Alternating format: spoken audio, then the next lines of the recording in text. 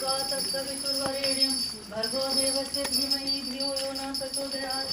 ओम भूर्भुवः स्वः तत्सवितुर्वरेण्यं भर्गो देवस्य धीमहि धियो यो न प्रचोदयात्। ओम भूर्भुवः स्वः तत्सवितुर्वरेण्यं भर्गो देवस्य धीमहि धियो यो न प्रचोदयात्।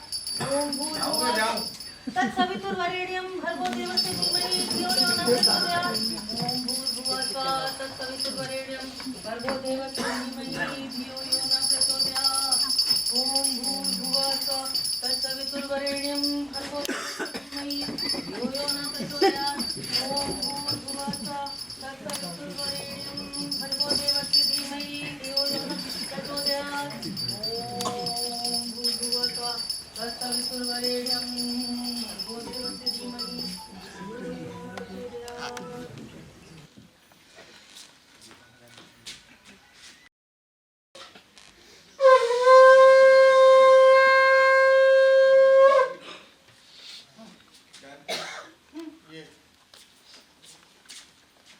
तनख्वाह इस महीने की दिनों की नहीं, कितने रुपए आपने भी लिए ना? इस महीने का बनिया का हिसाब चुका दिया है। 25 रुपए की सब्जी भी ले आया। अब तो इसी हिसाब से देख लो कैसे करना। इस महीने आरती के ससुराल भी तीज का सामान जाएगा। वो खर्चा भी बढ़ेगा, कैसे होगा सब? अरे उस खर्चे में थोड़ा और भी बढ़ेगा।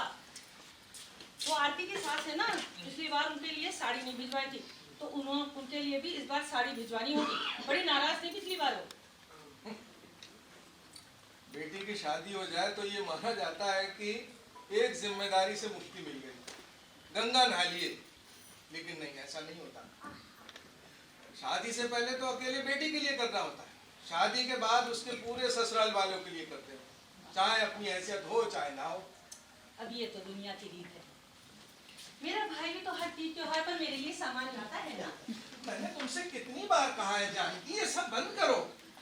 सालों हो गए हमारी शादी को, बच्चे बड़े हो गए, बच्चों के बच्चे हो गए। अब तो मुक्ति दो अपने भाई को इन शोषण करती परंपराओं से। अरे मैं भी तो कितनी बार मना कर चुकी हूँ, अम्मा है कि मानती नहीं। अब जब तक अम्मा जिंदा है तब तक तो ये सब चलता ही है। ये फालतू के रीति रिवाज के चक्कर में आदमी की जवानी में ही कमर झुक जाती। तुम्हारे भाई की हालत भी कौन सी बहुत अच्छी है। इस बार मुझे आरती के ससुराल सामान भेजने की ज्यादा चिंता नहीं है। निरंजन जो कमाने लगा है, उसे भी तो तनख्वाह मिलने वाली है ना आज।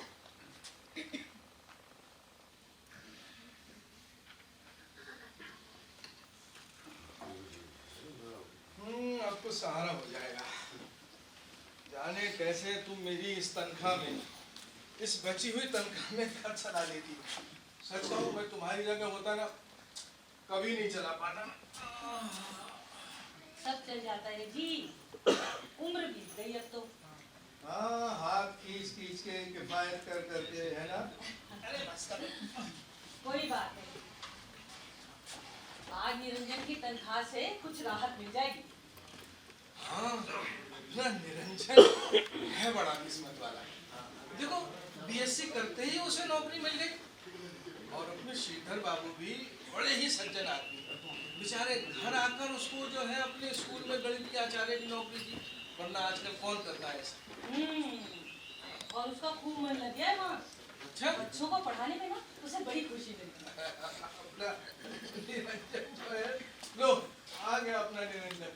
अरे बड़ी लंबी उम्र है तुम्हारी, अभी तुम्हारी बात हो रही थी। अब मैं पानी लेकर।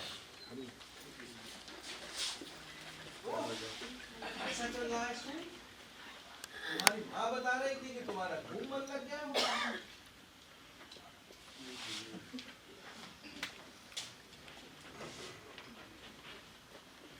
ले बेटा पानी पी।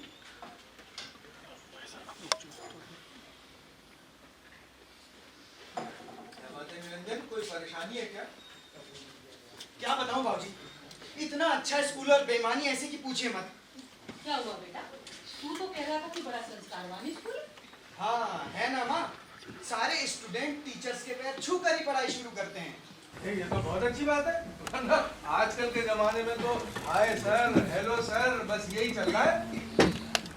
आपको याद है श्रीधर बाबू ने कहा था कि वो मुझे महीने के 3000 रुपए देंगे। कहा था ना, आप दोनों के सामने ही बात हुई थी ना।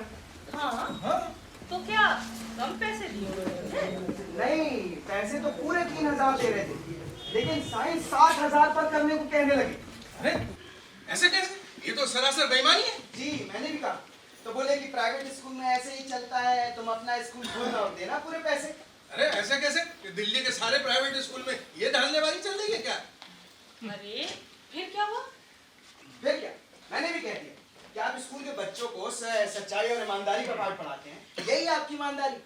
तो कहने लगे कि सारे टीचर्स ऐसे ही पैसा लेते हैं, कोई कुछ नहीं कहता, तुम क्या कोई अनोखे हो?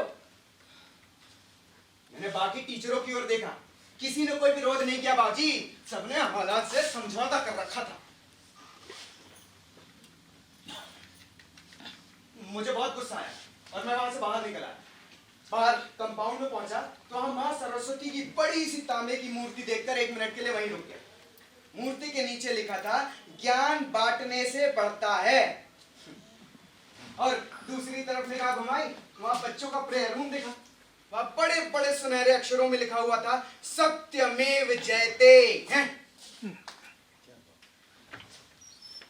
दिल में अजीब सी घृणा पैदा हुई उन सबसे, और बस नौकरी छोड़कर चला आया। हाय राम, नौकरी छोड़ दी? हाँ माँ, नौकरी भी छोड़ दिया, पैसे भी नहीं लिया। हे भगवान, 3000 रुपए छोड़ दिए।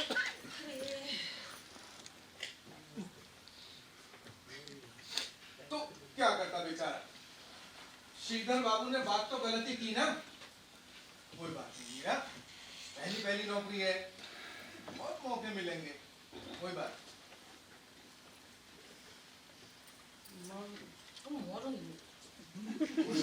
कोई बात नहीं। देखो जानकी, आज सब्जी ले आया हूं मैं, अब पूरे महीने सब्जी नहीं लाऊंगा। तुम लोग दाल रोटी खाकर काम चला लें। अरे दाल सेहत के लिए बहुत अच्छी होती है, मैंने पूरा बचपन दाल रोटी खा खा कर बिताया है। और आरती के ससुराल सामान कैसे जाएगा इस महीने? अरे जैसे हमेशा जाता है वैसे ही जाएगा। अब देखो थोड़े दिन जरा निरंजन को भी तो पता चले कि दोनों टाइम दाल रोटी खाने से कैसा लगता है बच्चों। मतलब बाबूजी, आप अपने बचपन का मतलब मुझसे अब लेंगे? और क्या, तेरे बुढ़े होने का विचार करूंगा मैं।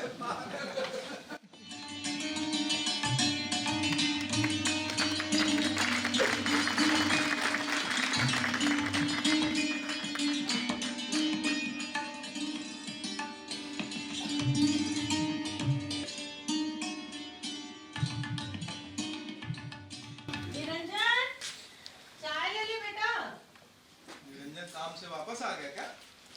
आज गया ही नहीं, वो काम पर संभाल दिया। क्यों? अरे एमआर की नौकरी है ना, डॉक्टर से अपॉइंटमेंट नहीं मिला होगा तो नहीं गया। ये बात नहीं है माँ, नौकरी छोड़ दी है। फिर से? अरे बचवा, कितनी अच्छी नौकरी थी तेरी। तेरे बचपन के दोस्त नित्या ने अपने पिताजी से कहकर नौकरी लगवाई थी तेरी फार्मास्यूटिकल्स कंपनी में। अरे क्यों छोड़ दी नौकरी? कोई कारण तो होगा, बोलता क्यों नहीं? मुझसे नहीं होता वो डॉक्टर घूमकर दवाई बेचने का काम, भीख मांगने जैसा लगता है एकदम। मैं दवाओं की विशेषता समझाता हूँ, सॉल्ट के बारे में समझाता हूँ, पर आज 12 दिन हो गए, जाने कितने डॉक्टरों से मिल चुका हूँ, पर एक भी ऑर्डर नहीं ले पाया। क्यों नहीं ले पाया तू एक भी ऑर्डर? बाबूजी, इस काम के लिए फर्राटेदार अंग्रेजी आनी चाहिए। तो क्या मुझे नहीं आती फर्राटेदार अंग्रेजी? दूसरे एमआर को कैसे आती है फर्राटेदार अंग्रेजी? अरे दूसरों से क्या मुकाबला कर रहे हैं आप मेरा? दूसरे पढ़े अच्छे पब्लिक स्कूलों में और मुझे पढ़ाया आपने रिफंड के सरकारी स्कूल में। नीचे फट्टे पर बैठकर पढ़ाऊं मैं। पढ़ाते मुझे भी अच्छे पब्लिक स्कूल में, तो बोलता अंग्रेजी में फर्राटेदार। सरकारी स्कूल में पढ़े बच्चे क्या जिंदगी में तरक्की नहीं करते? अंग्रेजी नहीं बोलते? हमारे जमाने में लैंप पोस्ट की रोशनी में पढ़ पढ़ कर बच्चे आईएएस बने। अरे लगन होनी चाहिए, सबके पास में सुविधाएं नहीं होती, मेहनत करनी पड़ती है। आपकी कहने का क्या मतलब है? मेहनत नहीं करता मैं, लगन नहीं है मुझ में। निरंजन, किस तरह से बात कर रहा है तू अपने बाबूजी से? अरे ये किस तरह से मुझसे बात कर रहा है माँ? वो पिता है तेरे। तो कुछ भी गलत कहेंगे क्या? क्या गलत कह दिया भाई मैंने? क्या गलत कह दिया हैं? अपनी कमजोरियों के लिए दूसरे को जिम्मेदार ठहराना बंद करो निरंजन। देखो माँ, बिल्कुल बेकार की बात कर रहे हैं। आप रहने दीजिए ना, उसका मूड वैसे ही खराब है। क्यों मूड खराब है भाई?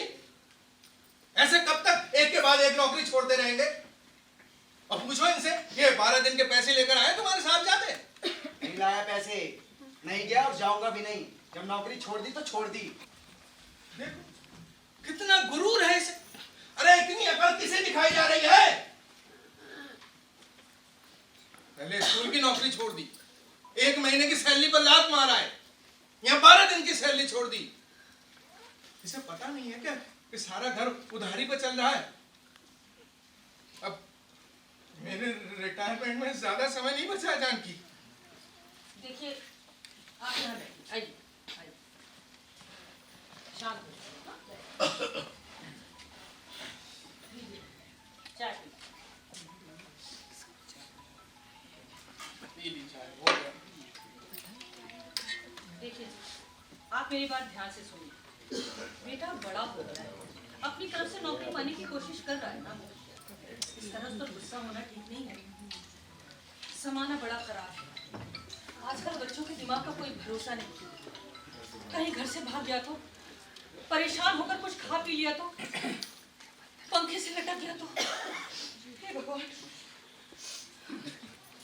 देखिए बेटा है हमारा, अगर उसे कुछ हो गया तो जीते जी मर जाएंगे हम। अपने आप को कभी माफ नहीं कर पाएंगे। नहीं, अपना निरंजन ऐसा थोड़ी है। वो तो बहुत समझदार है, दूसरे बच्चों की तरह थोड़ी है वो। अच्छा ठीक है, मैं कुछ नहीं कहूँगा। अब बस अब तुम रो मत, चलो अंदर चलो।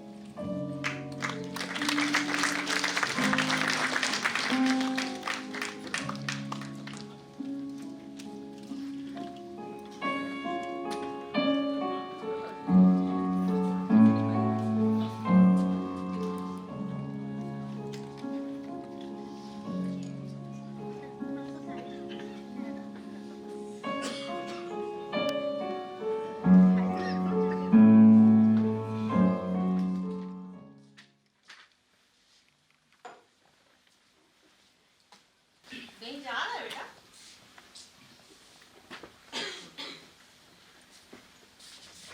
हाँ। कहाँ? पता नहीं, घर पे बैठकर बाबूजी के ताने सुनने से अच्छा है घर से बाहर ही रहूं, ज्यादा से ज्यादा वक्त के लिए। ऐसा नहीं है बेटा, इधर आ। इधर।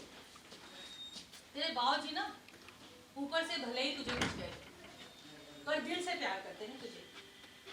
अब तुम ये भी तो सोचो कि उनका कौन है तुम्हारे सिवा जिसके ऊपर वो अपना गुस्सा निकाले, खींच उतारे ना।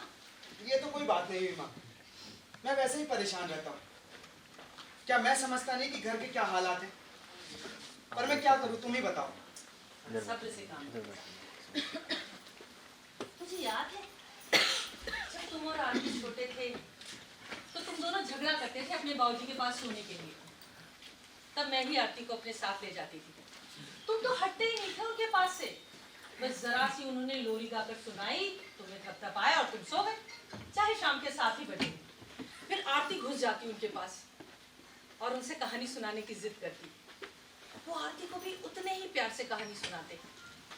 दिन भर दफ्तर में काम करते, शाम को बस से घर वापस लौटते, पैसे बचाने के लिए आधे रास्ते पैदल चलते। अपने बच्चों के लिए कभी नहीं थकते थे। तुम्हें और आरती को पूरा वक्त देते थे। तुम तो उन्हें घोड़ा बनाकर उनकी पीठ पर चढ़ जाया करते थे।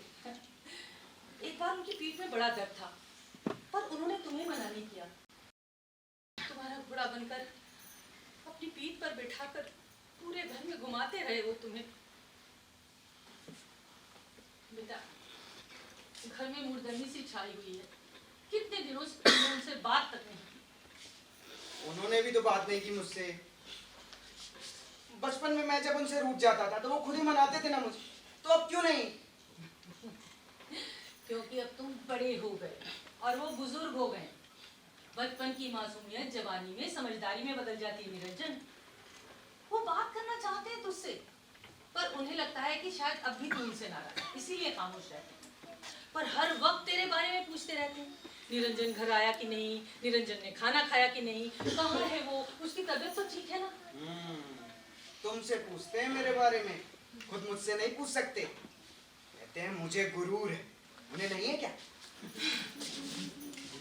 तो बाप बेटे के बीच में अच्छा पीस रही हो। ना तुम बात करो और ना वो बात करो, चलने दो ऐसे ही सब कुछ। मरती रहूंगी मैं भी खुश होकर। जब ठाकुर जी ने किस्मत में यही लिखा है तो यही से। हाँ, छोड़।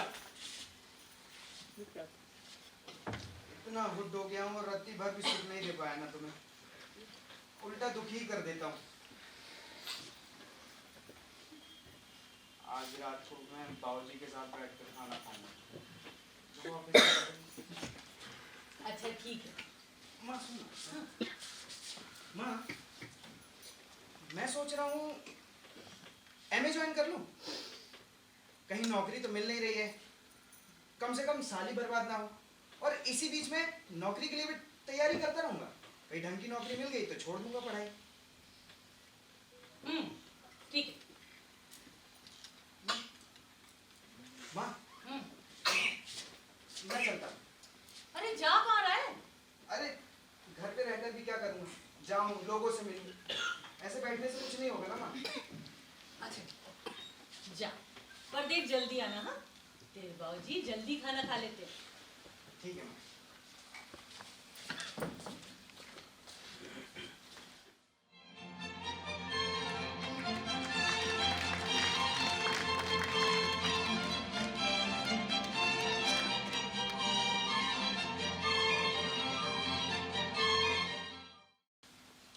क्या सामान लिख दिया तुमने? ये सारी दालें लिख दी और ये लिखा है तुमने क्या 5 किलो टुकड़ा बासमती।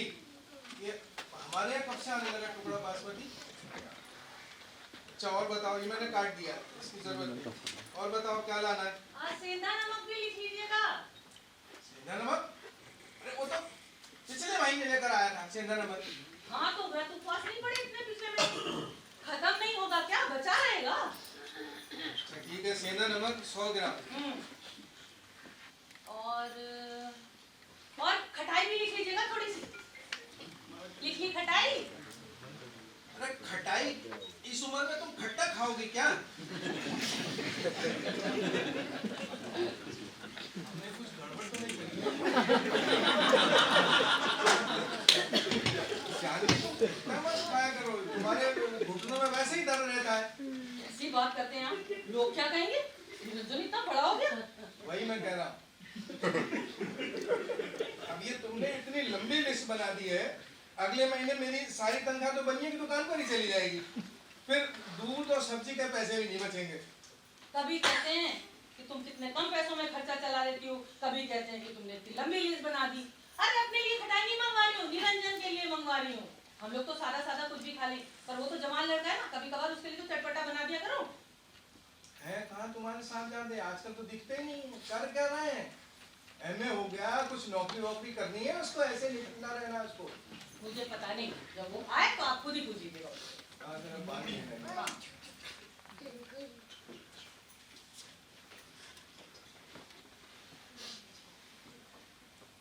यही दवा खा लो। माँ माँ माँ, क्या हर वक्त रसोई में घुसी रहती हो? कभी मुझसे बात कर लिया करो, इधर आओ, जल्दी आओ। क्या बात है निरंजन, बड़ा खुश लग रहा है। बाबूजी ये धोती आपके लिए, जल्दी पहन कर आइए जल्दी।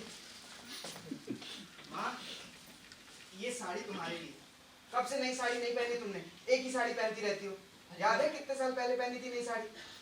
जल्दी पहन कर आओ ना, मुझे देखना है कैसी लगती हो। बचुआ बहुत सारे पैसे खर्च करा, चल अच्छा है, आरती के लिए काम आएगी। इतने पैसे आए कहाँ से तेरे पास? कोई लॉटरी लग गई क्या?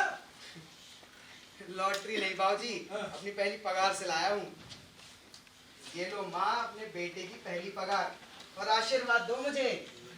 जीता रहे बच्चा। बाबूजी आप भी। हाँ खुश रहो, तरक्की करो, लेकिन तेरी नौकरी लग कब गई?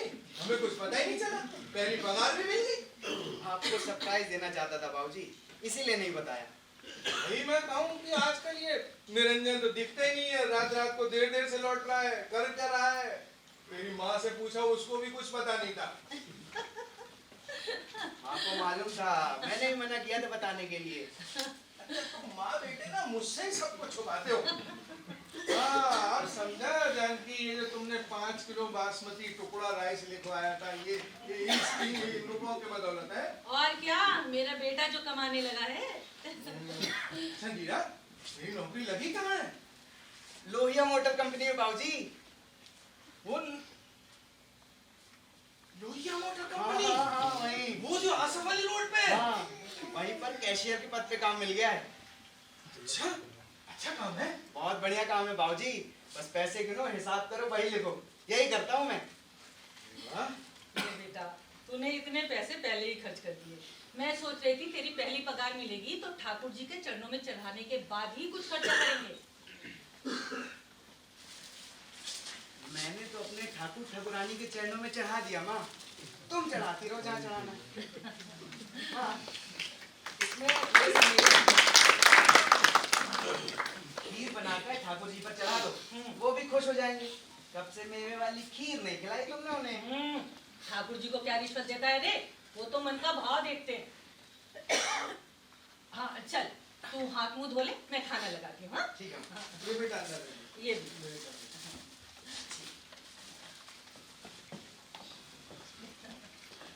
खुश लग रहा है ना हमारा नीला, पहले से बदन भी भर गया है इसका। आवाज में देखो, क्या आत्मविश्वास की खनक पैदा हो गई है। आज ठाकुर जी पर मेवे वाली खीर चढ़ाऊंगी ना, तो 2 अगरबत्तियां ज्यादा जलाऊंगी। उनकी कृपा से किस्मत चमक गई हमारे बच्चे की। जय ठाकुर जी। अगरबत्ती का खर्चा और बढ़ा दिया।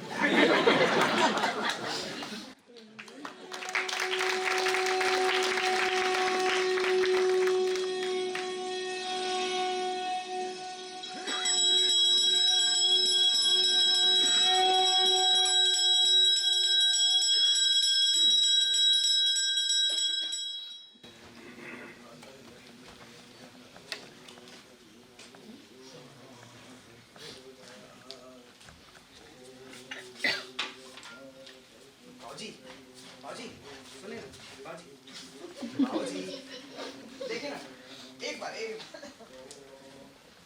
बाबूजी देखिए ना, ये है बेडरूम आपका और माँ का, बड़ा वाला, और ये छोटा रूम है, या मैं रह लूंगा, और ये है ड्राइंग रूम। कोई मेहमान आएगा जाएगा तो उसको उठने बैठने के लिए जगह चाहिए ना। बेटा हमें बड़े कमरे की क्या जरूरत है, हम तो छोटे कमरे में भी रह लेंगे, तुम रहना बड़े कमरे में। नहीं नहीं, बड़ा कमरा आप दोनों का, मैं क्या करूँगा अकेले बड़े कमरे में।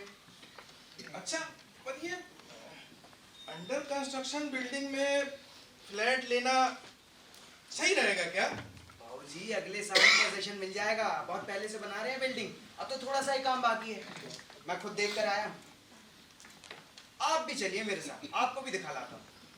बेटा ये बिल्डर जो है ना, अगला साल बोल के 4-5 साल तो यही निकाल देते हैं। मैं तो सोच रहा हूँ अपनी कहीं छोटी सी जमीन ले लें, उसी पर घर बनाए अपने हिसाब से। ये फ्लैट का चक्कर तो ऐसे ही है बेटा, ना छत अपनी और ना जमीन अपनी। लो, बातों के चक्कर में चाय ठंडी कर दी दोनों ने। माँ, ये इधर मैं दूसरी चाय बना कर लाती हूँ पहले। हर वक्त चाय खाना दूध सब्जी इन्हीं सब में उलझी रहो। अच्छा ये बताओ, ये फ्लैट बुक करें या जो बाबूजी कह रहे हैं अपनी जमीन लेकर उस पर घर बनाएं? तो मुझे क्या पता, जो तुम बाप बेटे ठीक समझो वो करो। ये क्या बात है, तुम्हारी भी तो कोई चॉइस होनी चाहिए ना। अरे मेरी क्या चॉइस? जानकी, बेटे के राज में तुम्हारी कभी कोई चॉइस नहीं रही, कम से कम पति के राज में, बेटे के राज में तो बताओ ना अपनी चॉइस। हाँ, हमारा क्या, हमें तो ठाकुर जी जहाँ ले जाएंगे हम तो वहाँ चले जाएंगे। बेटा नीरा, अगले साल मेरा रिटायरमेंट है, तो तब तक अपना घर होना ही चाहिए। अगर अपना घर नहीं हुआ तो दूसरा घर किराए पे लेना पड़ेगा, वो फालतू में पैसा बर्बाद होगा। अरे अगले साल अपना घर कहाँ से हो जाएगा? घर खरीदने में तो बहुत पैसे लगते हैं ना। क्यों नहीं होगा अगले साल अपना घर? 6 महीने बाद मुझे घर के लिए लोन मिल जाएगा। वही कह रहा हूँ मैं नीरा, अगर अगले साल अपना घर ना हुआ तो दूसरा फ्लैट लेंगे तो तुम्हारी तनख्वाह से लोन भी कटेगा, किराए पे लिया तो किराया भी भरना पड़ेगा। बेटा मेरी पेंशन इतनी होगी नहीं कि उससे घर का खर्चा चल सके, और जो प्रोविडेंट फंड का पैसा था वो तो पहले ही आरती की शादी में निकाल लिया। बच्चा कुछ है तो है नहीं अपने पास, वही ठंडा उपाय। फिर जमीन ही ले लेते हैं बाबूजी। हाँ, उसी पर अपने हिसाब से जैसे जैसे पैसा आएगा एक एक कमरा डालते रहेंगे। हाँ यही ठीक रहेगा, है ना माँ? हाँ, मैं दूसरी चाय बना कर ला। तो बनाओगी, गरम कर देंगे, यही पी लेंगे। अच्छा, नहीं नहीं, यही क्यों पी लेंगे?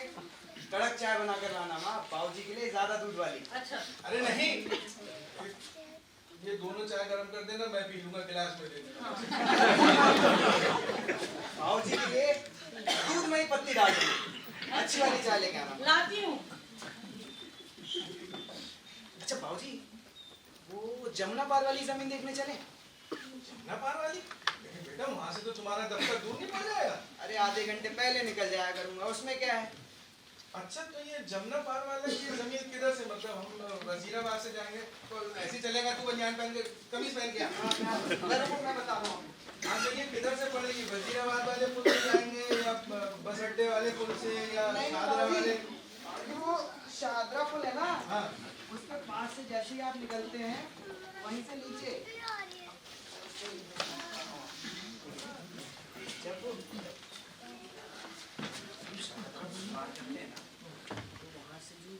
कैसे दो दोस्तों की तरह बातें कर रहे हैं बाप और बेटे।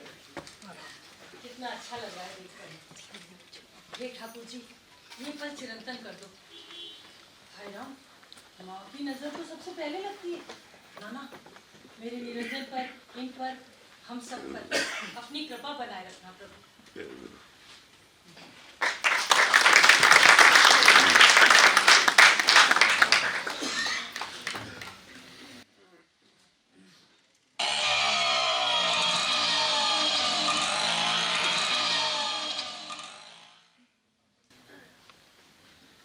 बेटा तुम ये इनको कैश पैसे बिल्कुल मत देना, पैसे चेक से देना और रसीद लेना, और रसीदी टिकट लगा के उस पे उसके साइन लेना। ये बहुत बदमाश होते हैं बिल्डर और ये स्टेट एजेंट जो है। वैसे भी मुझे लग रहा है कि वो ना जमीन के भाव को ज्यादा ही बता रहा है। अरे बाबूजी, वो तो उससे बात कर लेंगे। प्रॉपर्टी डीलर वैसे भी थोड़ा ज्यादा भाव बोलते हैं, उनको पता है कस्टमर तो बार्गेनिंग करेगा ही। देखा है जमीन कैसी है? अरे माँ, चलना चाहिए था तुम्हें भी, जरा देखती तो किस जमीन पर अपना घर बनने वाला है। तुम बाप बेटे ने पसंद कर ली तो समझो मैंने भी पसंद कर ली। बाबूजी, हाँ, नीचे एक कमरा आप दोनों का और साथ में बैठक और किचन और लैट्रिन बाथरूम बनवा देंगे। ऊपर 2 कमरे और लैट्रिन बाथरूम बन जाएंगे तो मैं ऊपर रह लूंगा। अरे तुम ऊपर क्या रहोगे? नीचे बैठक के साथ में 2 रूम बन जाएंगे, उसी में रहेंगे। नहीं नहीं बाबूजी, फिर बैठक रूम सब छोटा छोटा हो जाएगा। आपका माँ का रूम बड़ा होना चाहिए ना। नहीं चाहिए बड़ा रूम। तू ऊपर अलग पड़ा रहेगा और हम नीचे। अरे इससे तो फ्लैट का आइडिया ही अच्छा था, हमारे बगल वाला कमरा ले लेना। अरे माँ, मैं कौन सा रहूंगा ऊपर के कमरे में, हर वक्त नीचे ही पड़ा रहूंगा बैठक में। टीवी तो बैठक में रहेगा ना, और जब कोई मेहमान आ जाएगा तो चला जाया करूंगा। और एक कमरा ऊपर एक्स्ट्रा रहेगा ना, तो आरती और जीजा जी को भी एक अलग स्पेस मिल जाएगी, वरना वो बेचारे भी इतनी सी जगह में एडजस्ट करते रहते हैं। अरे तो क्या हो गया, आरती सब जगह एडजस्ट कर लेती है, मेरी बेटी है। हाँ, जैसे पूरी जिंदगी तुम एडजस्ट करती रही, वैसे तुमने उसको अपने ऐसा बना लिया है।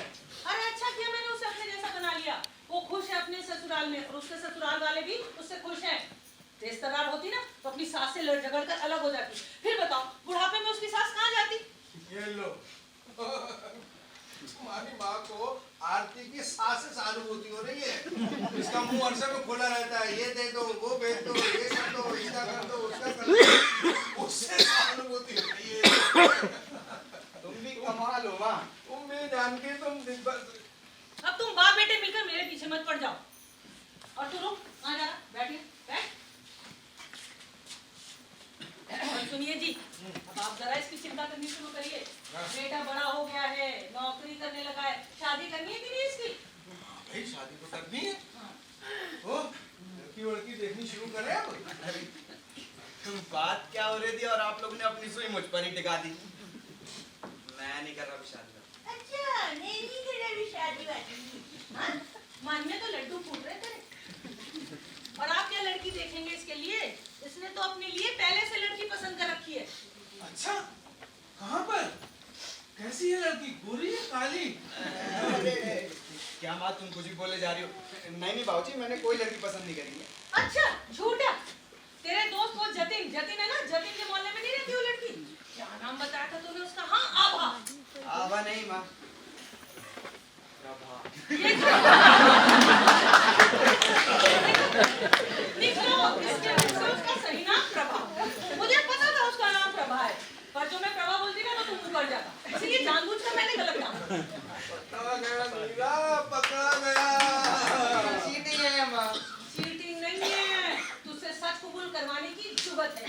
माँ हूँ मैं तेरी, समझा? चलो फिर ठीक है, ऊपर एक कमरा अलग से रहेगा तो बेटा बहू की प्राइवेसी भी रहेगी थोड़ी। अरे, काहे की प्राइवेसी? बेटा बहू ऊपर रहेंगे तो इनके बच्चे भी ऊपर रहेंगे। छोटे छोटे बच्चे होंगे, सीढ़ियाँ चढ़ने उतरने में चोट चपेट लग गई तो? हे भगवान, इतनी जल्दी बच्चे भी हो गए? अभी तो शादी भी फिक्स नहीं हुई मेरी। अरे शादी नहीं हुई तो शादी भी हो जाएगी। और क्या शादी के बाद बच्चे नहीं होंगे तेरे प्रभा के? 2-4 बच्चे तो होंगे, भरा पूरा घर होगा, हैं? और सुनिए जी, वो घर के आगे पीछे ना पोतड़े सुखाने के लिए जगह बहुत होनी चाहिए। बच्चों के पोतड़े इतने होते हैं कि पूछो मत। बाबूजी, सपने तो देखो इनके बढ़ते ही जा रहे हैं। अभी तुम देखना जब वो ड्राइंग रूम बन जाएगा ना तो उसमें टीवी पे, पंखे पे, सब पे पोतड़े लटके होंगे।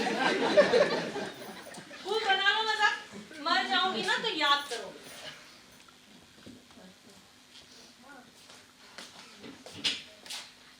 मरे तुम्हारे दुश्मन माँ, तुम्हें तो अभी अपनी पोते पोती होगी पोतड़े धोने।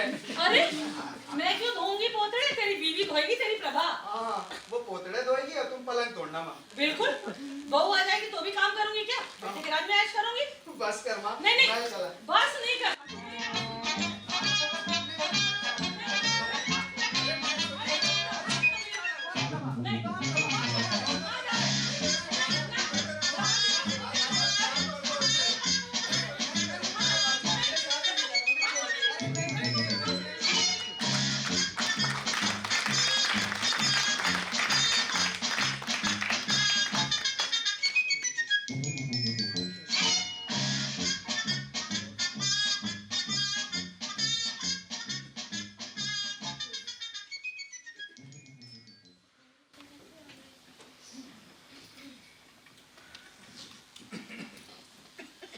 कमाल करता है ये लड़का भी, दूध भी नहीं पिया देखो। अरे कहीं उसकी तबीयत तो खराब नहीं है? हाँ, लगता तो कुछ ऐसे ही है। बुखार उखार तो नहीं हो गया उसे? नहीं बुखार नहीं है उसे। अच्छा तो वो लड़की क्या नाम बताया था उसका तुमने? प्रभा। हाँ, उससे कुछ कहानी तो नहीं हुई? हाँ, पूछा था मैंने उससे। तो क्या बोला?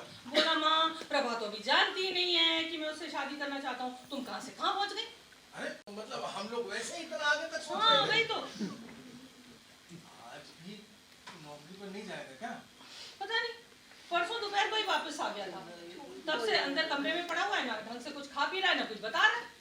ये तो पूछना तो पड़ेगा ना, अपना घर का बच्चा है, ऐसे कैसे छोड़ दे उसको? निरंजन, ए नीना, बेटा बाहर आ जरा। उससे ना जरा प्यार से बात कीजिए, पता नहीं क्या हुआ उसे। हाँ हाँ, प्यार से बात करूंगा, अखबार से थोड़ी मारूंगा उसको।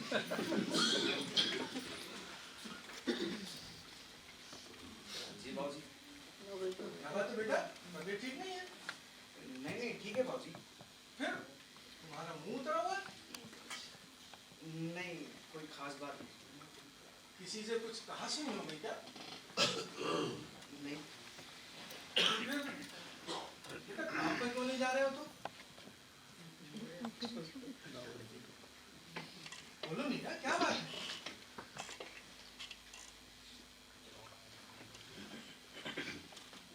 बेटा नौकरी छोड़ी तो नहीं है ना तुमने?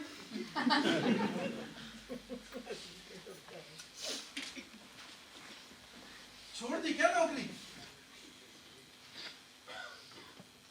जी बाबूजी। हे भगवान! अरे ये क्या किया बचवा? फिर से छोड़ दी नौकरी? अरे तुम्हारी माँ पूछ रही है फिर से क्यों छोड़ दी नौकरी, बताते क्यों नहीं? बाबूजी धौस जमाते हैं ये लोग। मैं नौकरी कर रहा हूँ, गुलाम नहीं उनका। अपना काम ईमानदारी से करता हूँ और उसके बदले में पे करते हैं। सुन रहा हूँ मैं, बोलते रहो। ये लोहिया मोटर कंपनी है, बनने की दुकान। जब जो जी में आया वो करेंगे क्या?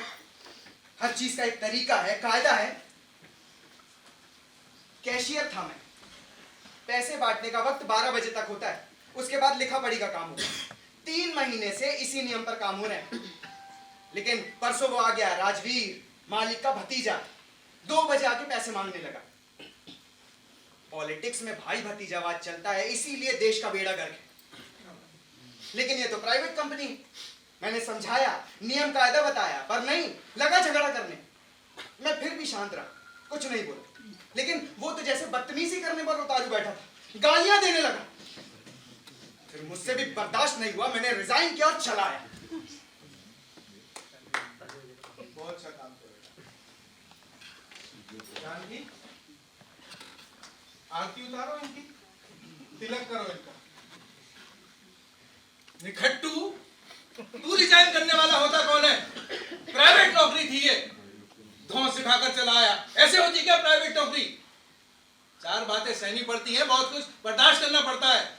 मुझसे नहीं बर्दाश्त होती गलत बात। अगर रूल्स खुद ही तोड़ने होते तो बनाते क्यों हैं ये लोग रूल्स? चौधरी बन गया है तू निरंजन? क्या सारी दुनिया तेरे हिसाब से चलेगी? मैंने भी नौकरी की है, कभी अपने साहब से ऊंची आवाज में बात तक नहीं की।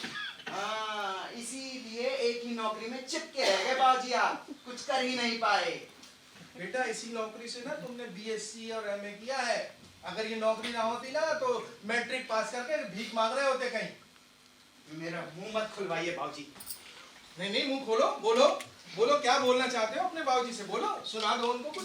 निरंजन, तमीज से बात कर अपने बाबूजी से। ठीक कह रहे हो, कितनी अच्छी नौकरी थी तेरी, कहाँ मिलेगी ऐसी नौकरी? मिल जाएगी माँ, क्यों नहीं मिलेगी? और अब तो एक्सपीरियंस भी है मुझे। हाँ, दूसरी किसी नौकरी में मालिक का कोई भतीजा नहीं होगा, वहां भी तू ऐसे ही झगड़ा करेगा। और तूने क्या छोड़ी होगी नौकरी? उन्होंने तुझे निकाल बाहर किया होगा नौकरी से। अपना काम ईमानदारी से करता था मैं। इतनी औकात नहीं थी उनकी कि मुझे निकाल दे। उनके मुंह पर मार के आया उनकी नौकरी। देखो देखो कितनी गर्मी है इसके। अरे ये लड़का किसी के अंडर में काम कर सकता है क्या? खुद को सबका बॉस समझता है, हर नौकरी में प्रॉब्लम होती है इसको। अरे भाई, तुम्हें कोई छोटी मोटी नौकरी नहीं करनी है तो तुम आईएएस या वो आईपीएस क्यों नहीं बन जाते हैं? बड़े से केबिन में बैठना, बाहर अर्दली खड़ा होगा, बड़ी सी मेज होगी, ऊपर पंखा चल रहा होगा, सामने घंटी रखी होगी, टुन टुन टुन टुन करके बजाना, अर्दली अंदर आएगा, जी साहब, जी हुजूर, हुक्म चलाना सब पर। औकात कुछ है नहीं, चले हैं नौकरी पे लात मारने। ठीक है बाबूजी, अब मैं आपको आईएएस या आईपीएस बन कर ही दिखाऊंगा। जब कुछ औकात हो जाएगी ना मेरी, तभी समझ में आएगा।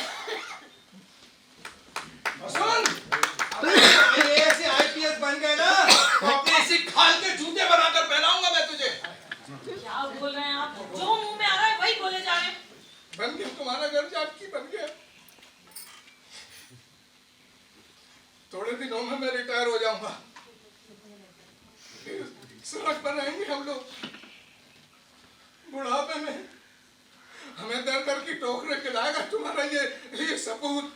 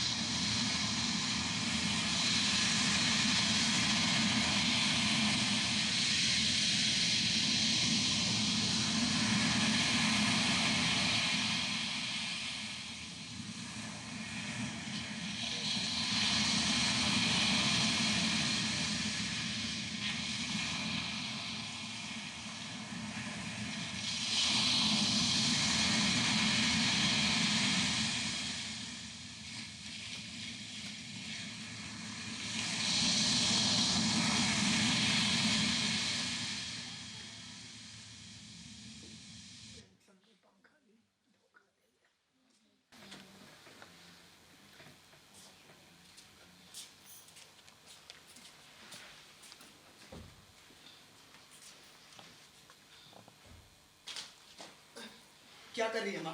दबाने दे, अच्छा लगेगा। कर्जा चढ़ाओगी मुझ पर? जब तू इतना सा था ना, तब भी तो पैर दबाती थी मैं तेरे। छोटा था तब तो बेअकला था। अब बड़ी अकल आ गई है।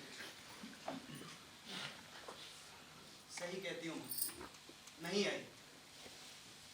आ गई होती तो इतनी गलतियां नहीं करता। 26 साल की उम्र तक निठल्ला ना बना बैठा रहता, कहीं ढंग की नौकरी कर रहा होता मैं। दुखी क्यों होता है बच्चा? हाँ? मिल जाएगी ना। कहाँ मिलेगी माँ, कैसे मिलेगी? 2 बार सिविल परीक्षाओं के लिए बैठ चुका हूँ, प्रीलियम एग्जाम तक क्लियर नहीं कर पाया। बड़ी ठसक के साथ बाबूजी से कह तो दिया था कि अब IAS IPS बन कर ही दिखाऊंगा, पर अपनी औकात पता चल गई। बेटा सभी IAS या IPS थोड़ी बन पाते हैं। कहीं दूसरी नौकरी कर ले, रेलवे में, बैंक में, कहीं और नौकरी कर ले बेटा। वहां भी क्लर्की के लिए अप्लाई कर चुका हूँ, नहीं हुआ सिलेक्शन। फिर भी UPSC SSC किसी भी सरकारी नौकरी का फॉर्म भरना नहीं छोड़ा अभी तक। हो जाएगा बेटा, हाँ? कोशिश करने से सब संभव हो जाएगा। सब किताबी बातें हैं, कुछ नहीं होगा। पर मुझे भान नहीं, ये सारी खुददारी जाने कहाँ से टपकती है। बेकार ही तूने लोहिया के भतीजे से झगड़ा मोल लिया। दे ही देता उसे पैसे, एक बार फिर से हिसाब कर लेता तो क्या हो जाता तेरा? सारे दुनिया के नियम कायदे तुझे ही लागू करने थे, वो भी मालिक के भतीजे पर।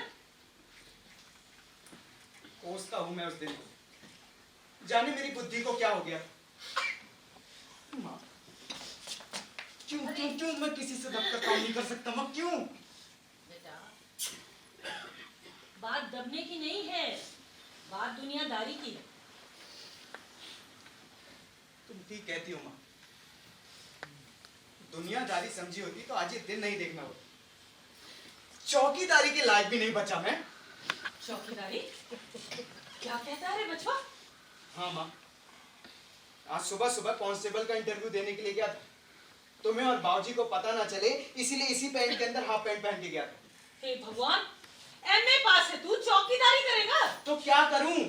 अचार लगाकर चाटू MA की डिग्री को।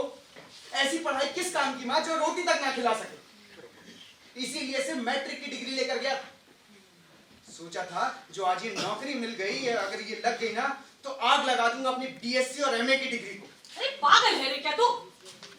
कितनी मुश्किल से तेरे बाबूजी ने तुझे पढ़ाया है और तूने भी तो कितनी मेहनत की है। बड़ी बड़ी डिग्रियां मिली है तुझे इसी दिन के लिए कि तू आग लगा दे उनमें। पर मेरे नसीब में ये भी कहाँ था माँ। कैंट मैदान पहुंचा तो वहां बहुत लंबी कतार थी। मैं भी लाइन में लग गया। बहुत से लड़कों के साथी आए थे उनका हौसला बढ़ाने। जानती हो मेरा हौसला कौन बढ़ा रहा था? मेरी मजबूरियां। ना बेटा ना, तू ये नौकरी ना करना, हम रह लेंगे किसी भी तरह पर। ना बेटा। हाँ, मैं कौन होता हूँ नौकरी करने या ना करने वाला? जानती हो, जब सीटी बजी ना तो तुम्हारा बाबूजी का बुझा चेहरा मेरी आंखों के सामने आया और मैं बस दौड़ पड़ा। पर वहां भी मात खा गया, दौड़ ही नहीं पाया। दौड़ता कैसे? कभी स्कूल में खेल कूद में भाग ही नहीं लिया तो एकदम से कहां से शक्ति आ जाती जो दौड़ जाता। थोड़ी ही दूर में हाफ किया, बड़ी गंदी गाली थी सुपरवाइजर ने। बोला भैये पिक्चर की शूटिंग ना चल रही है, जो ढंग से ना दौड़ सको तो क्यों टाइम वेस्ट कर रहे हो अपना और मारा भी। चले आते हैं मुंह उठाकर।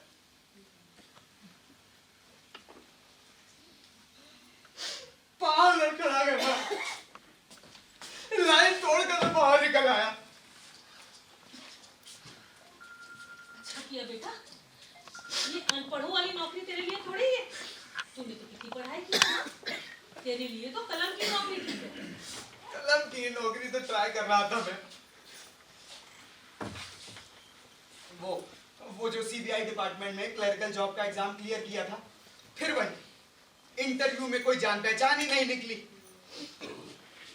खुराना ने कहा था 1 लाख रुपए दे दो दिलवा दूंगा नौकरी। 1 लाख रुपए होते तो बात ही क्या थी, बैंक में जमा करवा देते और उसी के ब्याज से घर चल जाता, या फिर तू कोई छोटा मोटा धंधा शुरू कर लेता उससे।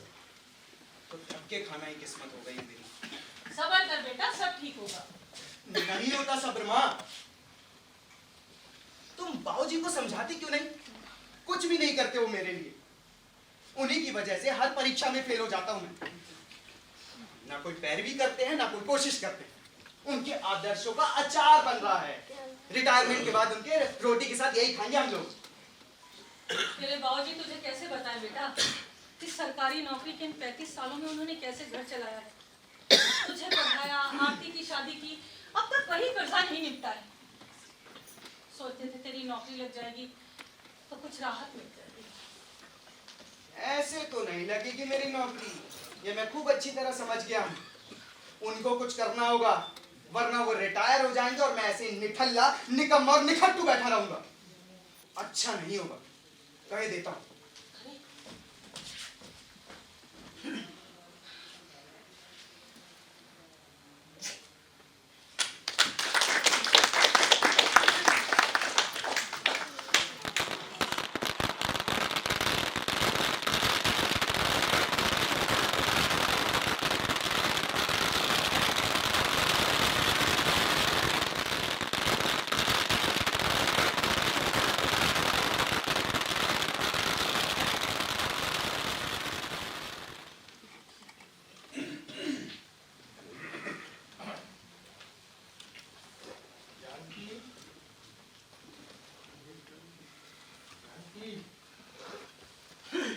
बच्चे तो अभी से पटाखे छोड़ने लगे। एक कंडील लाया हूँ, ये निरंजन को बोल के बाहर टंगवा देंगे।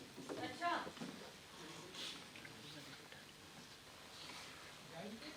आज का अखबार किधर है? वही है, देखिए।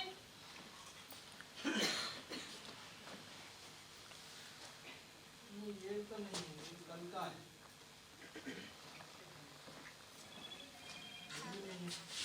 ये रखा था।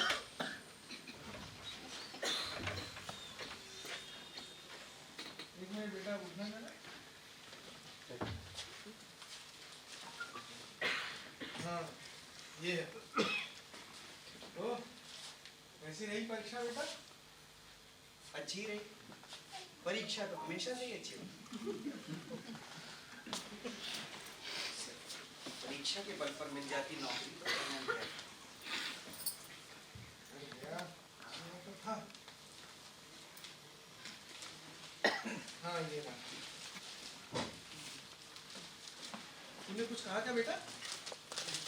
अच्छा देख, ये ना संस्कृति मंत्रालय में क्लर्क की पोस्ट के लिए विज्ञापन छपाई है, इसको भर दे बेटा। कई दिनों से आ रहा है विज्ञापन, भर चुका हूँ। अच्छा अच्छा, तो अब अगली परीक्षा कब है और किस पोस्ट के लिए है? बहुत सारी अलग अलग पोस्ट के लिए अप्लाई किया है, किसी न किसी की परीक्षा आती रहेगी, पता चल जाएगा। हाँ, तुम यूं ही मेहनत करते रहो बेटा, देखना एक दिन तुम्हारी मेहनत जरूर रंग लाएगी। क्या है, सूरज की रोशनी को बादल कुछ ही देर के लिए ढक सकते हैं, हमेशा के लिए नहीं। थोड़ी देर में सूरज की रोशनी बादलों को चीरकर चमक उठती है। देखना तुम्हारे साथ भी ऐसा ही होगा, तुम्हें भी एक अच्छी सी नौकरी मिल जाएगी। अपनी तरफ से पूरी कोशिश कर रहा हूं मैं। अगले संडे बैंक की परीक्षा है, देखते हैं क्या होता है। वो कोर्ट में होता है ना, एक के बाद एक तारीख मिलती जाती है, न्याय नहीं मिलता। वैसे ही कुछ कुछ मेरे साथ होने लगा। एक के बाद एक एग्जाम देता जाता हूं, लेकिन सिलेक्शन कहीं नहीं होता। निराश नहीं होते मीरा, अगले संडे बैंक की परीक्षा है ना तुम्हारी, तुम थोड़ा हिसाब पर ध्यान दो इस बार। सब हिसाब जबानी रटा है मुझे, और किताबें भी। इससे कुछ होने वाला नहीं है बाबूजी। अब ट्रेंड बदल चुका है बाबूजी, समय के साथ साथ चलना पड़ता है। आपका वाला पुराना जमाना नहीं रहा कि खाली मैथ से ही सब हो जाएगा, ऐसा नहीं है। अब बैंक की परीक्षा के लिए एनएसडी का कोर्स होता है। बोलिए, ज्वाइन कर लूं कोर्स? वादा करता हूं पूरी लगन से पढ़ाई करूंगा, अपनी मेहनत में कोई कमी नहीं आने दूंगा। बोलिए, ज्वाइन कर लूं कोर्स? फीस दे पाएंगे आप इस कोर्स की? बेटा सारे बच्चे क्या बड़ी बड़ी पढ़ाई करके और महंगे महंगे कोर्स करके ही ऑफिसर बनते हैं क्या? गरीब घरों के बच्चे भी तो अपनी मेहनत से, लगन से, धक्के खाकर भी ऑफिसर बने हैं। ऐसे कितने एग्जाम्पल हमारे चारों तरफ बिखरे पड़े। बेटा, लक्ष्मी और सरस्वती एक साथ कहाँ मिलती है? लीजिए चाय पी। पहले निरंजन को दे दो। ले बेटा, मुझे नहीं चाहिए। ले ले बेटा, खाना नहीं चाहिए।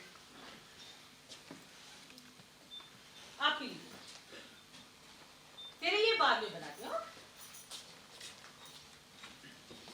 निराश नहीं होते नीरा, ठाकुर जी सब ठीक करेंगे।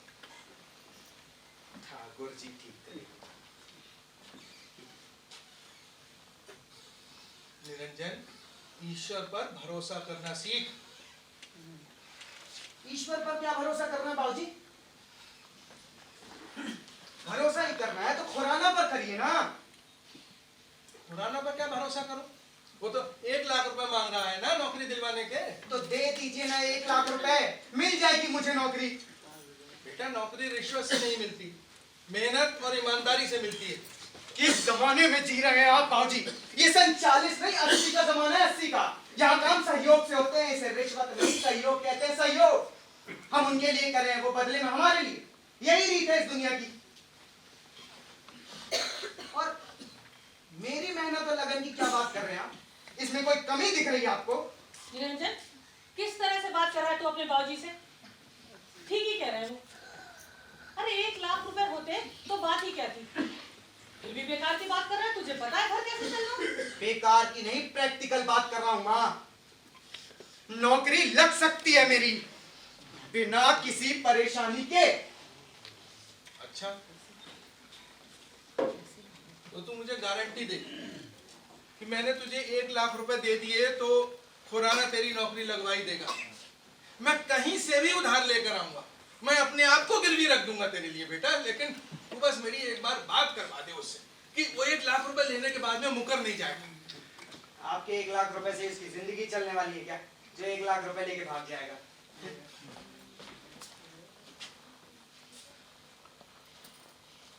बेईमानी के धंधे में सबसे ज्यादा ईमानदारी होती है बाबूजी, आप भी सीख लो। निरंजन, अपने बाबूजी को बेईमान होने के लिए कह रहा है तू? सारी जिंदगी इन्होंने सच्चाई और ईमानदारी के साथ बिता दी।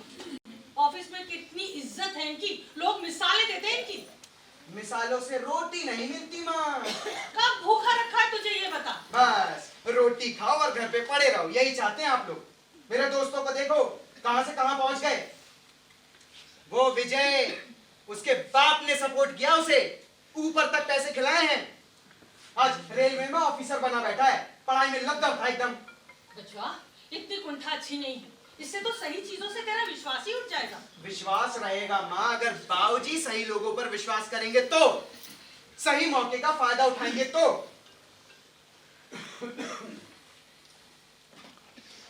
अभी भी कुछ नहीं बिगड़ा है बाबूजी, चोपड़ा पर विश्वास कर लीजिए, उसी का काम करवा दीजिए। चोपड़ा का काम कैसे करवा दूं? वो तो टेंडर पास करवाने के लिए कह रहा है, वो भी गलत तरीके से। तो करवा दीजिए ना, आप उसका काम करवाएंगे, वो बदले में मेरा करवा देगा। अरे ऊंची पहुंच वाला आदमी है वो, उसकी एक सिफारिश पर संस्कृति मंत्रालय में नौकरी लग सकती है मेरी। ये विज्ञापन जिसके बारे में आज आप बता रहे थे, यही। पागल हो गया निरंजन, क्या करने को कह रहा है तू अपने बाबूजी से? दिमाग खराब हो गया नीरा, तू होश में आ, होश में।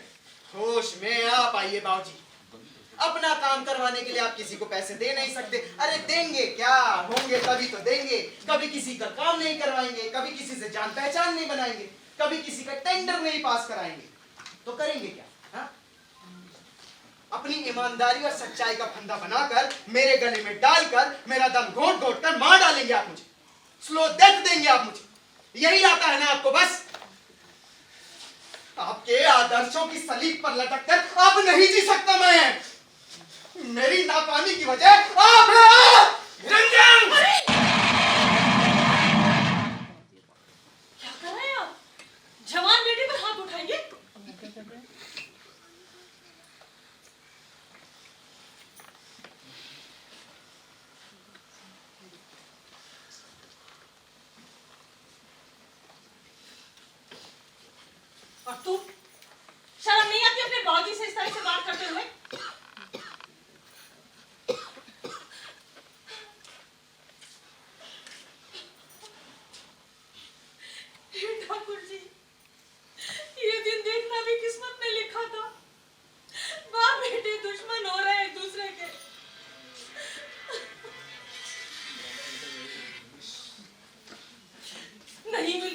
नौकरी तो ना सही, पूरी दुनिया नौकरी कर रही है क्या?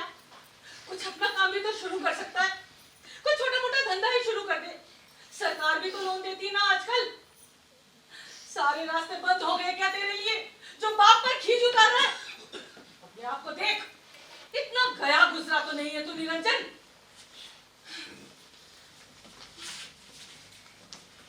मुझी को बोलना मेरी तो सारी गलती है। क्यों लाए थे आप लोग मुझे यहाँ? मैंने कहा था, मरा जा रहा था यहाँ से धक्के खाने के लिए है।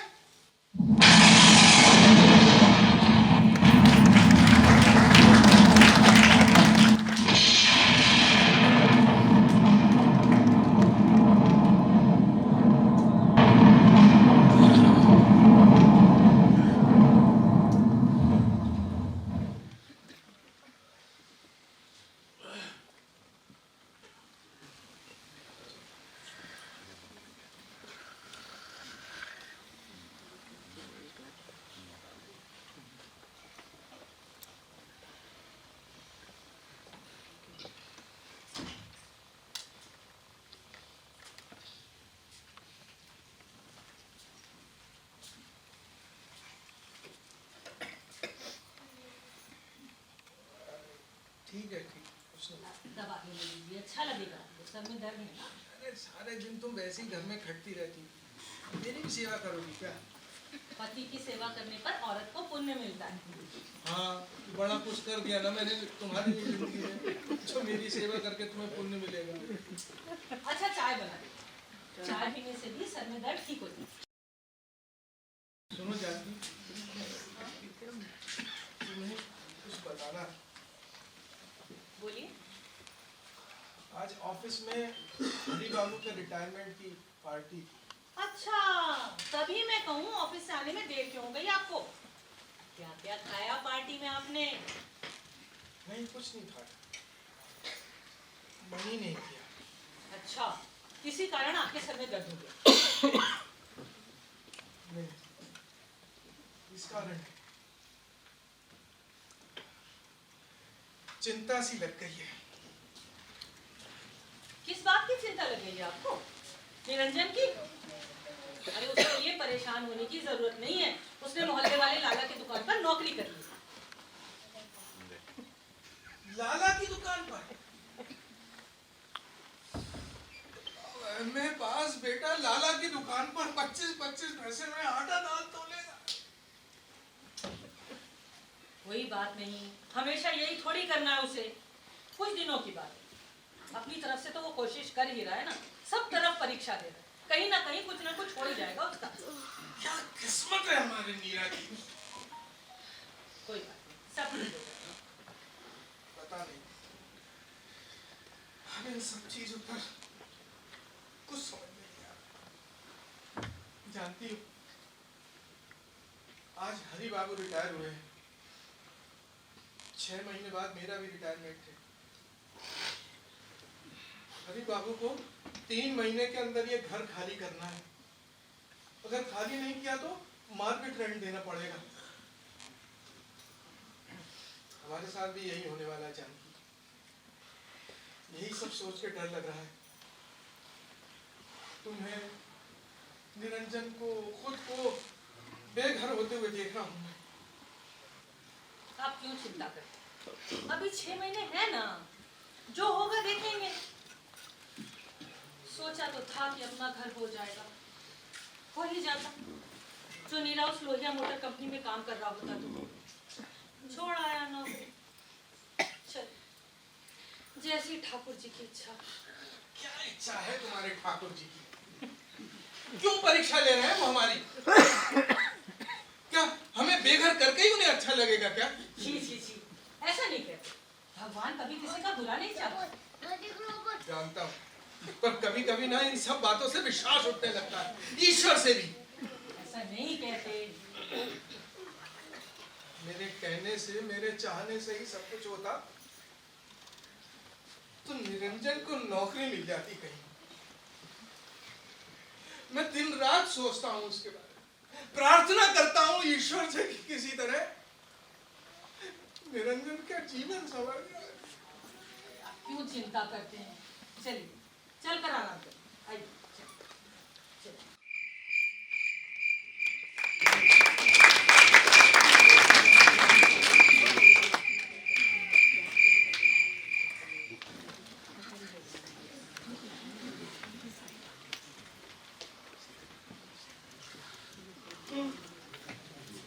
निरंजन, ये ले बेटा नीम की गोली। ये कहाँ से आई माँ? तेरे बाबूजी लाए तेरे लिए। तू कह रहा था ना आजकल तुझे बड़ी गैस बनने लगी है, तो जब मैंने तेरे बाबूजी को ये बताया तो बोले नीरा को लाला की दुकान से लौटने में देर हो जाती है, वो तुरंत खाना खाता है, तुरंत सो जाता है, इसी कारण उसे गैस बनने लगी। तो देख ये आए तेरे लिए नीम की गोली। और क्या करूँ माँ, सुबह भी जल्दी उठ के लाला की दुकान पर जाना होता है, इसीलिए फटाफट सो जाता हूँ। तेरी इस नौकरी से बहुत दुखी है तेरे बाबूजी। कह रहे थे एमए पास लड़का लाला की दुकान पर नौकरी करेगा। ये बात उनके दिल में बहुत चुभ रही है बेटा, इसीलिए मैंने तुझे मना किया था कि जो तूने अपने हवलदार की नौकरी की बात सोची थी ना, और जो तूने अपनी डिग्रियां चलाने की बात भी सोची थी, वो अपने बाबूजी को कभी मत बताना, वरना टूट जाएगा। कुछ नहीं होगा उन्हें, अगर इतनी चिंता होती मेरी तो जुटकर कोशिश करते मेरे लिए। तू ऐसा क्यों सोचता है नीरा? जितना तू अपने लिए परेशान है ना, उससे ज्यादा वो तेरे लिए परेशान है। हाँ, मैं खुद से ज्यादा तुम्हारे बाबूजी के लिए परेशान हूँ। बाबूजी के रिटायरमेंट के बाद घर कैसे चलेगा ये सोचकर परेशान हूँ। यही सोच सोच कर तो तेरे बाबूजी भी परेशान है। उनके वो ऑफिस के दोस्त थे ना हरी बाबू, उनका रिटायरमेंट हुआ है अभी, उन्हें अपना घर खाली करना है। बस तब से तेरे बाबूजी यही सोचकर परेशान है कि उनके खुद के रिटायरमेंट के बाद जब हमें ये घर खाली करना पड़ेगा, हम कहाँ जाएंगे, क्या करेंगे, कहीं सड़क पर ना आ जाएं, यही सोच सोच कर हर वक्त परेशान रहते हैं वो। मेरी भी अकल कुछ काम नहीं कर रही माँ। कुछ समझ नहीं आया तो लाला की दुकान पर नौकरी कर ली, पर इससे भी कुछ होने वाला नहीं। सोचता रहता हूँ ऐसा क्या करूँ कि बाबूजी के रिटायरमेंट से पहले कहीं ढंग की नौकरी मिल जाए। इन्हीं सब में माता बच्ची करता रहता हूँ।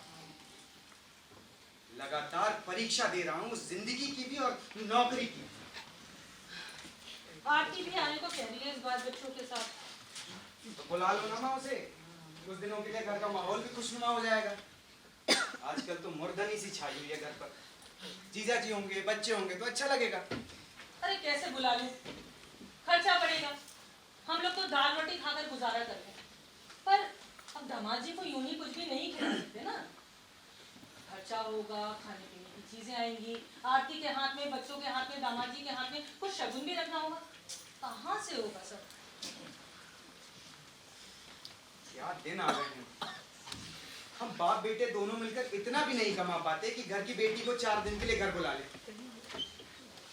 लोगों के दिन अच्छे होते हैं, मुझे तो लगता है हमारे दिन और बुरे होते जा रहे हैं।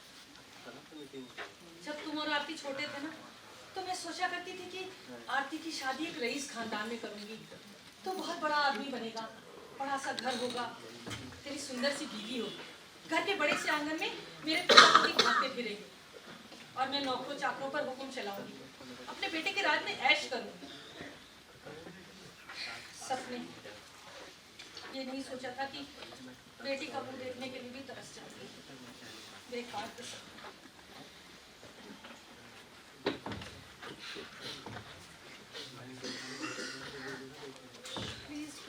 तुम्हारा कोई भी सपना पूरा नहीं कर पाया ना माँ। तुम्हारी बहू, वो भी अब इस घर में आएगी या नहीं ये भी नहीं पता। ऐसा क्यों कहता है नीरा? प्रभा तेरा इंतजार करेगी। उसकी शादी हो गई माँ।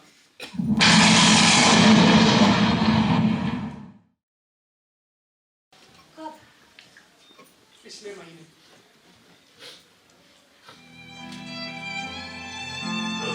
अपने एक ही हाथों से मैंने उसकी शादी का मंडप सजाया।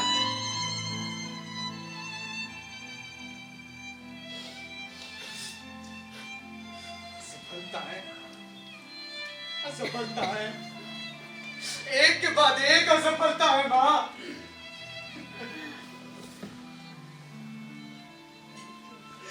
तुम्हारा नकारा बेटा कुछ नहीं कर पाया माँ, कुछ नहीं कर पाया।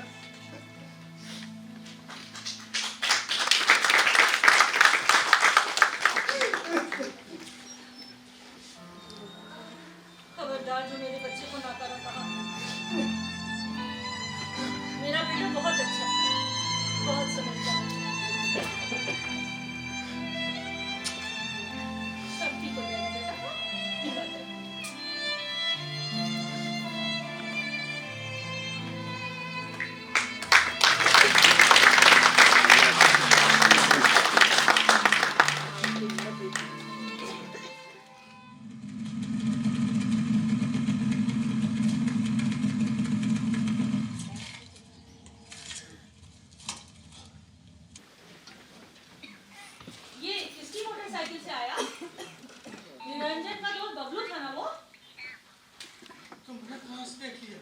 रसोई की खिड़की से। वही था ना बबलू?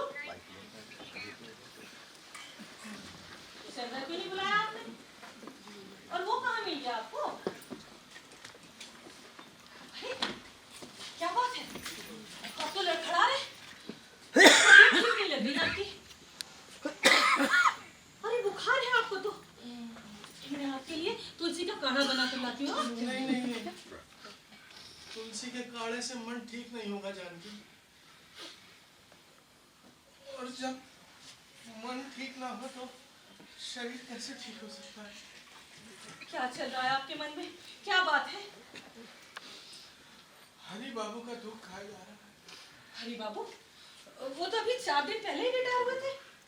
हाँ, अभी 4 ही दिन हुए थे और आज स्वर्गवासी भी हो गए। हे भगवान! पर आप तो कह रहे थे कि वो रिटायरमेंट के टाइम में अच्छे भले लग रहे थे। लगता तो ऐसे ही था। आज बाथरूम में नहाने गए, वहीं पे दिल का दौरा पड़ा, खत्म हो गया। हे भगवान! तो बहुत बुरा हुआ। मुझे लगता है जानकी उनको अपने घर छूटने का गम खा गया। ओहो! घर में कमाने वाले इकलौते वही थे। बेटे की अभी तक कहीं नौकरी नहीं लगी, बेटे की शादी करनी बाकी थी, यही सब सोच सोच कर परेशान रहती थी बेचारे। भगवान! उनके परिवार पर तो दुखों का पहाड़ टूट पड़ा होगा। वही तो। जानती हो ऑफिस के लोग क्या कह रहे थे?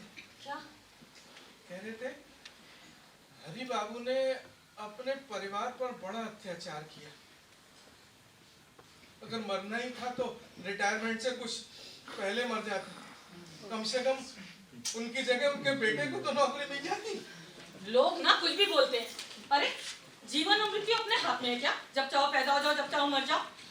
ठाकुर जी जब जैसा चाहते हैं वैसा ही होता है। अपने चाहने से मौत आती है। हाँ, अपने चाहने से मौत कहाँ। क्या कह रहे हैं आप? हाँ? लेट जाइए आप। मैं आपके लिए काढ़ा बना कर लाती हूँ। हाँ? लेट जाइए। सुनो जानकी, मन में एक ख्याल आ रहा है। अभी मेरे रिटायरमेंट में 6 महीने बाकी है। अगर इन 6 महीनों में मुझे कुछ हो जाता है या मेरी जान चली जाती है तो मेरी जगह निरंजन को नौकरी मिल सकती है।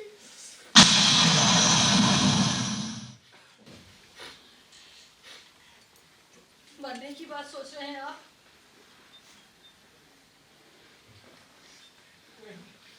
मैं ये कह रहा था कि मिल सकती है। मिल सकती है क्या? मिल ही जाएगी निरंजन को आपकी नौकरी। है ना? सरकारी नौकरी है। जिंदगी बन जाएगी मीरा की।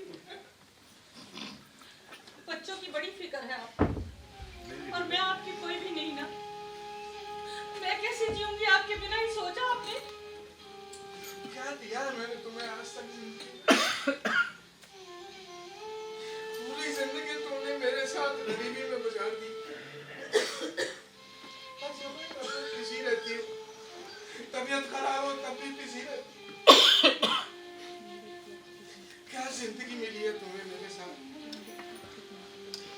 मैं हर समय गिल्ट से भरा रहता हूँ कि परेशानियों और तकलीफों के सिवा मैंने तुम्हें कुछ नहीं दिया। मुझे क्या चाहिए आपके सिवा?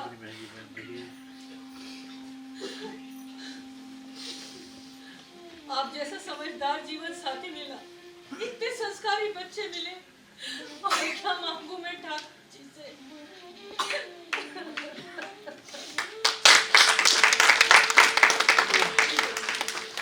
अब आप मेरी एक बात ध्यान से सुन लीजिए और दिमाग में अच्छी तरह बिठा लीजिए कि ना तो मुझे और ना ही नीरा को आपके सिवा कुछ चाहिए।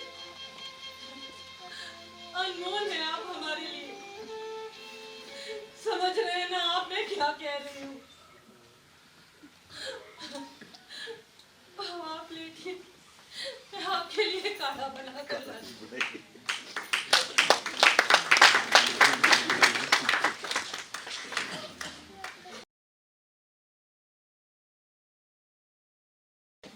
समझ नहीं रही हो जानती। निरंजन को एक अच्छी नौकरी की कितनी सख्त जरूरत है। तुम्हें और निरंजन को एक अच्छी जिंदगी जीने का हक है, चाहे मेरे साथ, चाहे मेरे बाद, मेरे बिना।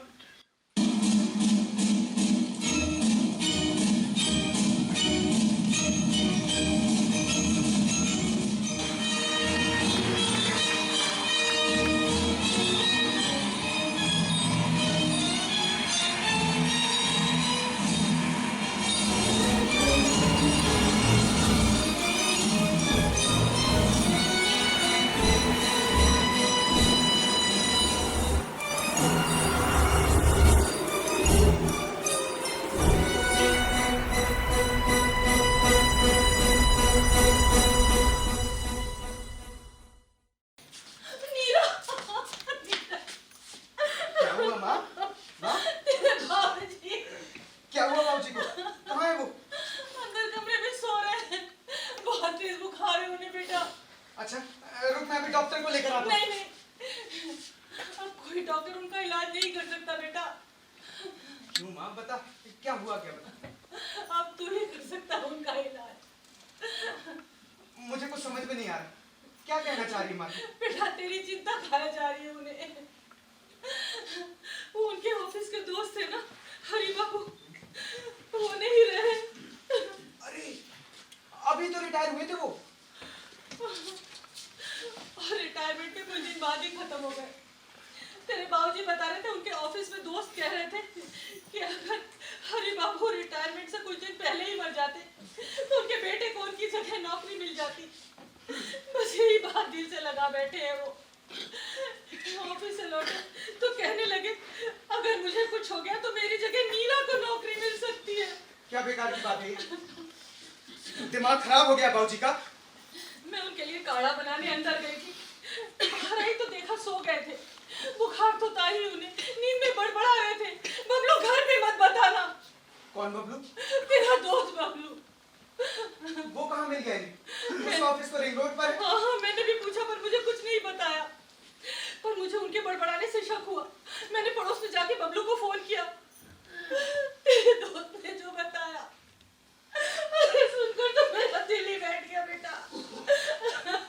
क्या बताया बबलू ने? बोल ना माँ, क्या बताया बबलू ने? बोल।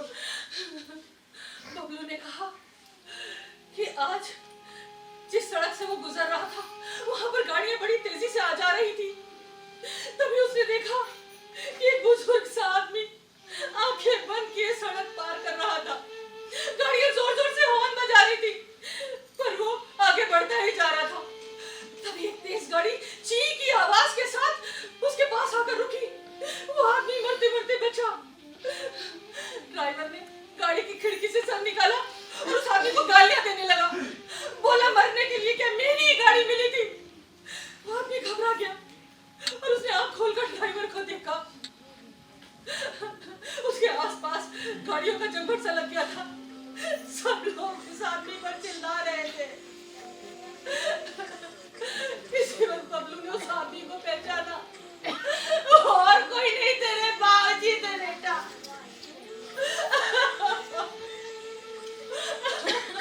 बबलू ने आगे बढ़कर उन्हें सहारा दिया और घर आने के लिए कहा, लेकिन वो मना करते रहे। इसी वक्त एक आदमी और आया और तेरे बाबूजी से कहने लगा कि क्यों मरना चाहते हो तुम?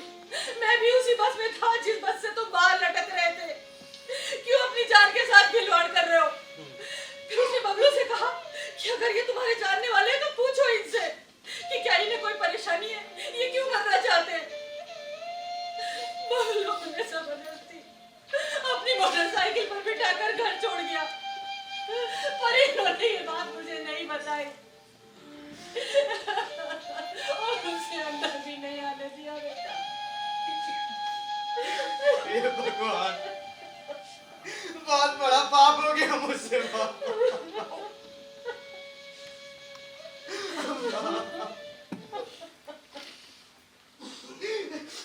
मैं अभी बाबूजी से बात करता हूँ। बेटा नहीं, अभी नहीं, अभी वो सो रहे हैं। उन्हें बहुत तेज बुखार है।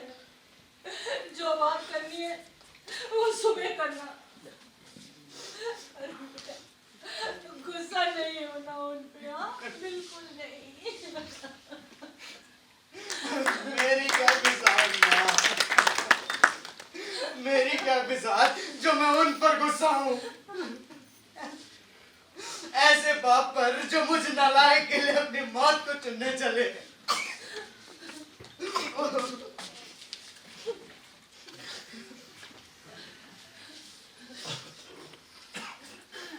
ना रो बेटा, इतना दुख ना झेल पाएगी तेरी माँ। माँ, मैं आज रात बाबूजी के पास ही सोऊंगा। ठीक है बेटा, चल के खाना खा ले। नहीं माँ, मन नहीं है मेरा। ऐसा कैसे चलेगा बेटा? तेरे बाबूजी ने भी कुछ नहीं खाया और तू भी, सारा खाना पड़ा हुआ है। चल चल आजा चल।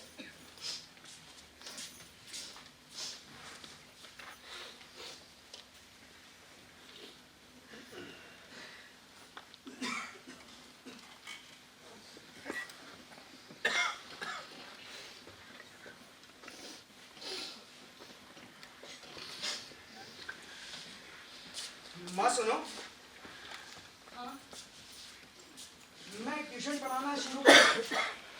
वो पड़ोस का अंकित है ना, वो मेरे पास आया। वो और उसके 4 साथी हैं बोर्ड की परीक्षा वाली। उनकी परीक्षा आ रही है ना, तो उसने कहा था कि मैं उसे मैथ्स और साइंस का ट्यूशन पढ़ा दूँ। पढ़ाना शुरू करूँ? हाँ बच्चा, बहुत अच्छा रहेगा। तो बस फिर तेरा माँ, मैं कल ही उसके पास जाकर कहता हूँ कि अपने दोस्तों को लेकर आ जाए। हाँ, मैथ्स और साइंस तो मुझे रटा पड़ा है 10th का। लाला की दुकान पर जाने से पहले 1 घंटे पढ़ा दिया करूँगा। हाँ सही, ठीक। फिर माँ, फिर धीरे धीरे और बच्चे आने लगेंगे। अख्तर को भी अपने साथ ले लूंगा। हाँ, वो भी अपनी नौकरी से हताश बैठा है ना। हाँ, फिर सब अच्छा चलता रहा तो अपना खुद का एक कोचिंग इंस्टीट्यूट खोल लूंगा। हाँ, ठीक रहेगा ना माँ? बहुत अच्छा रहेगा बच्चा। और अपने कोचिंग इंस्टीट्यूट में ना तो विद्या की देवी सरस्वती की खूब बड़ी सी मूर्ति लगाना। मैं भी यही सोच रहा था माँ। अपने कोचिंग कंपाउंड में बिल्कुल वैसी ही मूर्ति रखूंगा जैसी ज्ञान मंदिर में थी। बस सुबह हो जाए, ये रात किसी तरह कट जाए। माँ, मैं अभी शर्ट और प्रेस बाहर लाकर रख लेता हूँ सुबह के लिए। बाबूजी को परेशानी ना हो ना।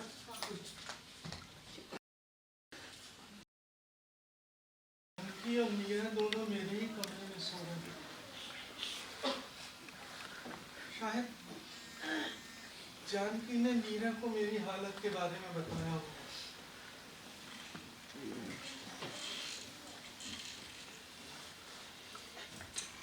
ऑफिस में लोग कह रहे थे कि हरि बाबू का बेटा बड़ा बदनसीब है, लेकिन मेरा नीरा, मेरा बेटा बड़ा नसीबों वाला। उसे जरूर मिलेगी मेरी नौकरी। कल कितनी कोशिश करी, मैं मर ही नहीं पाया। सोचा 8 फेल हो जाए, वो भी नहीं हुआ। मेरा MA पास बेटा लाला की दुकान पर कर रहा है 10 पैसे में सामान।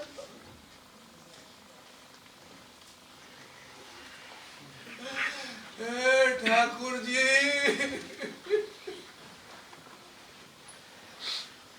रहम करो ठाकुर जी, मुझे कुछ रास्ता सुझाओ।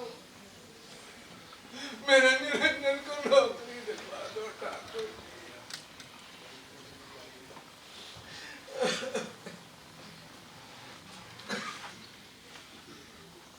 हंसी लगा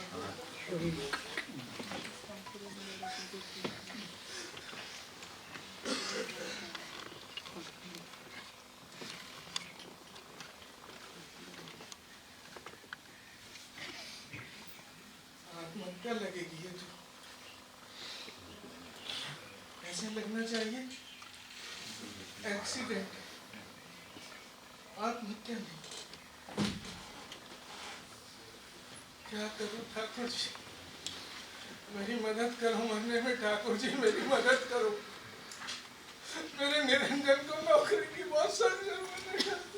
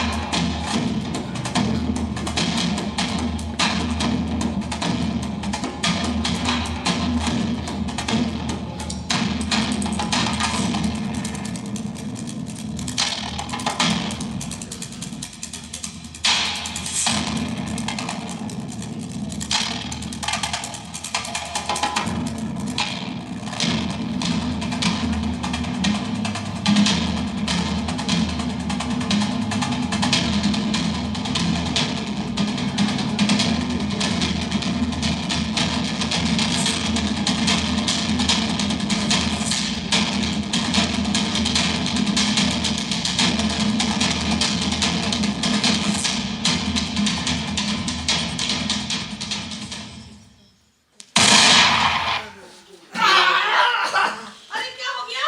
कहाँ है आप? निरंजन! माँ मुझे लगता है फ्यूज उड़ा है, मैं अभी लगा कर आता हूँ। अरे अरे क्या हो गया आपको? अरे कहाँ है आप? अरे उठिए! निरंजन! निरंजन देख तेरे बाजी को क्या हो गया? निरंजन! बाजी, अरे बाजी, उठिए! बाजी, अरे क्या हो बाजी। गया आपको? उठिए! बाजी, उठिए! उठिए ना बाजी। निरंजन! निरंजन!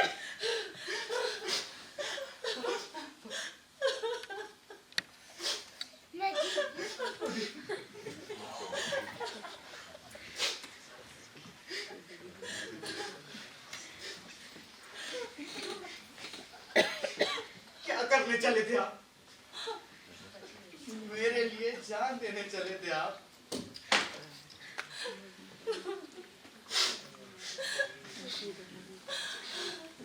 बेटा, मैं तेरे लिए जीते जी कुछ ना कर पाया, मुझे माफ कर दे बेटा, मुझे माफ कर दे। मुझे मर जाने दे बेटा, मुझे मर जाने दे। नहीं बाबूजी, आपको जीना है हमारे लिए। आपका ये एमए पास बेटा अपना खुद का कोचिंग इंस्टीट्यूट शुरू करेगा, आपके और माँ के नाम से, Gyan Ranjan Janki coaching making institute.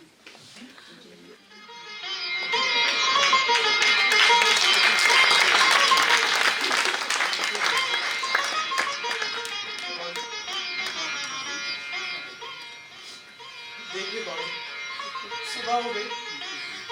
आज का सूरज बड़ा नसीबों वाला है।